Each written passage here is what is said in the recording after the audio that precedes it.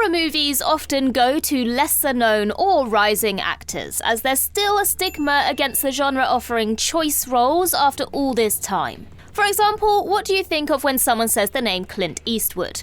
Hollywood tough guy, right? But what if I told you the living legend made his cinematic debut in not one, but two cheesy horror movies? And he's not the only Hollywood legend who got their first big break in the horror genre. So with that in mind, I'm Ellie for What Culture, here with 10 famous actors that debuted in horror movies. Number 10, Brittany Murphy, Cherry Falls. This dark and ironic slasher stars Brittany Murphy as one of a slew of teens facing the threat of a serial killer in their town targeting virgins. Ultimately, this leads the town's young folk to decide the best way to avoid the killer's blade is to stage a mass orgy wherein havoc ensues. Although Murphy was an established actress by the time Cherry Falls made its debut, technically she wasn't at the time of filming. Due to a very truncated post-production process, Cherry Falls was dumped unceremoniously to television in 2000 after failing to find a distributor. However, the film had been complete for 18 months prior. Had Cherry Falls been released on time, it would have beaten Murphy's equally impressive turns in both Girl Interrupted and Drop Dead Gorgeous. Taking the timid likability that made her such a hit in 1996's Clueless, Murphy plays the endearing, quirky outcast beautifully, faring incredibly well in her first leading role. Viewing Cherry Falls makes one yearn for the late actress's talent to shine once more. Number 9, Henry Cavill, Hellraiser Hellworld. Hellraiser Hellworld is the 8th entry in the Hellraiser franchise and is most remembered for being one of Henry Cavill's first American film roles. The movie tells of a group of friends obsessed with the Hellraiser and Cenobite mythos. They are deep in a video game based on the mythology and readily accept an invitation to attend a game party at a secluded manor. Here, Cavill plays Mike, a somewhat douchey jock-type character that's more concerned about getting laid than his friends' discomfort as people begin to disappear. Giving credit to Cavill, he nails the arrogant, self-obsessed pretty boy portrayal. The character is genuinely hateful, and it is refreshing when he finally meets his maker. Hellworld actually has some merit when compared to the mess of sequels it is surrounded by. The movie plays as a more by-the-numbers slasher, making it somewhat more enjoyable than the complicated previous entries. The movie also marks the final appearance of Doug Bradley as Pinhead, so Cavill at least got to be mutilated by an icon. Number 8, Kristen Davis, Doom Asylum. By the late 1980s, the slasher movie market was still churning out content non-stop. The films could be made cheaply and offered many unknown directors and actors their first gigs. Doom Asylum followed this blueprint, telling the story of a deformed killer dwelling in basement of an abandoned mental hospital. There, he stays unbothered for years until a group of pesky teens decide to have a picnic nearby. Doom Asylum is a film so bad that it's almost a blessing it was released direct-to-video. In this market, the movie could settle in and be absorbed and forgotten by a sea of identical schlop. The problem is, one of Doom Asylum's cast just had to go and get famous. Kristen Davis was only 22 years old at the time of filming and puts in a performance that is on par with the rest of this train wreck of a movie. It's almost impossible to believe that the actress would later be Emmy nominated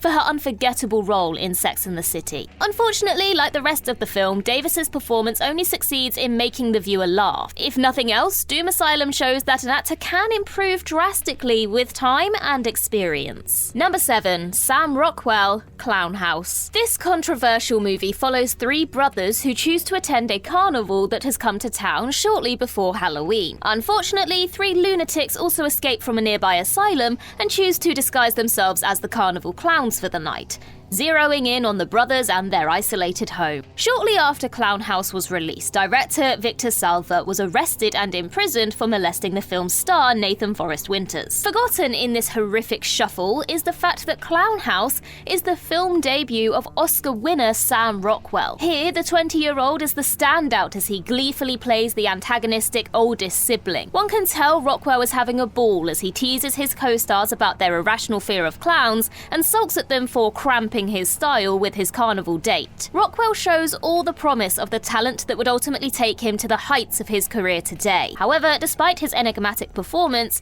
it is perhaps for the best that Clown House remains little seen. Number 6. Meg Ryan, Amityville 3D. Amityville 3D hoped to ride the success of the previous year's sequel all the way to the bank with its new three-dimensional gimmick attached. There's no way to sugarcoat it. Amityville 3D is a rather embarrassing, on-the-nose film that mostly consists of actors sticking objects into the camera with subpar performances and visual effects thrown in for good measure. A failure at the box office, the movie would likely be forgotten today were it not for the fact that it happens to be the film debut of Hollywood's golden girl, Meg Ryan. The queen of 1980s rom-coms turns in quite an impressive and likeable performance as Lisa, the quirky best friend of another future star, Lori Loughlin. Ryan is truly a bright spot in this cliche-ridden ride as she shines with personality and charisma in her 4 brief scenes. Seeing Ryan muse about sexual interactions with a ghost and gleefully recounting the home's past, it's little wonder that her talents were soon recognized and brought to bigger and better things. Number 5. Kevin Costner, Shadows Run Black. Even if an actor has the tiniest blink and you'll miss it part in a film, once that actor reaches greater heights, you know that angle will be exploited to the hilt in marketing. 1984's exploitation slasher Shadows Run Black is a classic example of this when it finally saw a release in 1986. The movie follows the police and a group of would-be victims as they try to deduce who a serial killer known as the Black Angel might be. Shadows Run Black is pretty standard slasher movie sleaze and was considered cliched and dull by the time it was released. Originally filmed in 1981, had the film found distribution at the time, it would have been the screen debut of Kevin Costner. By the time the movie was dumped on video in 1986, Costner had gained recognition with sizable roles in bigger movies. This meant his name was placed over the title in a re-edit and on the box art. The art chosen featured a depiction of Costner spying on a scantily clad woman. The glaring problem with all this is Shadows Run Black is not a Kevin Costner movie. He features in the film for little more than 2 minutes as an overly menacing thug boyfriend briefly suspected as the killer. Costner is not on his A-game here, and no doubt didn't appreciate this sleazy flick being sold as a headlining gig. Number 4. Jennifer Jason Leigh, Eyes of a Stranger. Being the daughter of the late actor Vic Morrow and his screenwriter wife, it seemed almost destined that Jennifer Jason Leigh would pursue a career in entertainment herself. It seemed to happen quickly, with charismatic turns in Fast Times at Ridgemont High, Flesh and Blood, and The Hitcher. However, a movie that is often forgotten in this slew of 80s classics is Leigh's screen debut in the Warner Brothers produced slasher movie Eyes of a Stranger. This 1981 thriller stars Leigh as the deaf-mute sister of Love Boat star Lauren Tweez, who gets too suspicious of her serial killer neighbor and becomes the next target. Eyes of a Stranger was seemingly lost in the sea of similar films that surrounded it at the time, and it is quite a shame. The movie deserves to be seen for Leigh's performance alone, as she delivers a stellar turn playing the disabled youth Tracy. Here, Leigh has to convey a myriad of emotions, all whilst playing a character that cannot see, hear, or speak, but ultimately has to fight back. And effects legend Tom Savini is on top form as always, as throats are slashed and heads roll. Number 3. Clint Eastwood, Revenge of the Creature. An unlikely victim of Hollywood's old contract system is none other than movie legend Clint Eastwood. Years before he was sweeping award shows clean, Eastwood was a young actor under the command of Universal Pictures.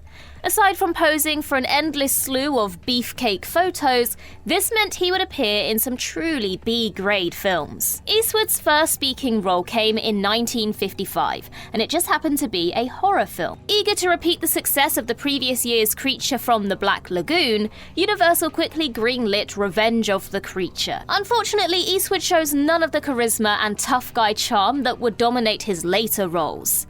Revenge of the Creature has him playing the uncredited part of Jennings, a lab assistant that has some awkward comedic dialogue regarding his lab rats. Sadly, seeing Clint Eastwood deliver lines that are supposed to elicit laughs in a horribly stilted way is toe-curlingly awkward. It's almost impossible to believe that we are watching a man that would later dominate Hollywood and be a critical darling. Soon after, Eastwood was dropped by Universal, but would find his tough guy niche with the television series Rawhide and a legend was born. Number 2. Daryl Hannah, The Final Terror. Filmed in 1980, The Final Terror follows a group of trainee forest rangers as they set about clearing fallen lumber from woodland rivers. A wild, feather-clad figure also lurks within the woods, unhappy that strangers have encroached on their homestead. Daryl Hannah had absolutely no screen experience to speak of when she took the role of Windy in this ensemble slasher. However, it would be her turn as Pris in 1982's Blade Runner that would garner enough attention for The Final Terror to finally gain distribution.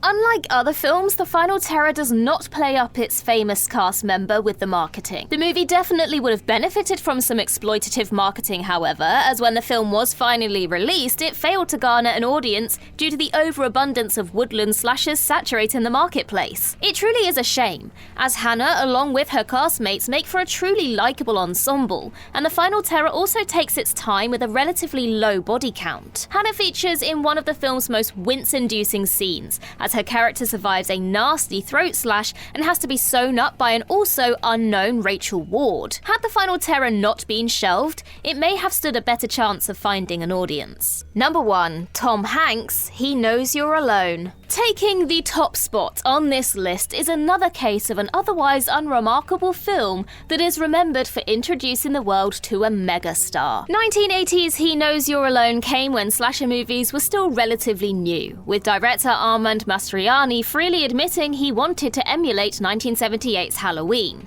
That said, it does feature some particularly sympathetic and enigmatic characters. Chief among these is a jogger named Elliot, played by a then young and completely unknown Tom Hanks. In the 3 brief scenes Hanks has in the film, he shines with the friendly, nice guy nature that would take him so much further. He delivers some witty lines with the lovable cheeky grin that would later become his trademark. According to director Mastroianni, Hanks was so nice both in character and reality that he removed Elliot from a later scene that would call for Hanks to be murdered. Although this decreased the film's already rather reserved body count, it proves that Hanks' reputation as Hollywood's ultimate nice guy was true from the very beginning.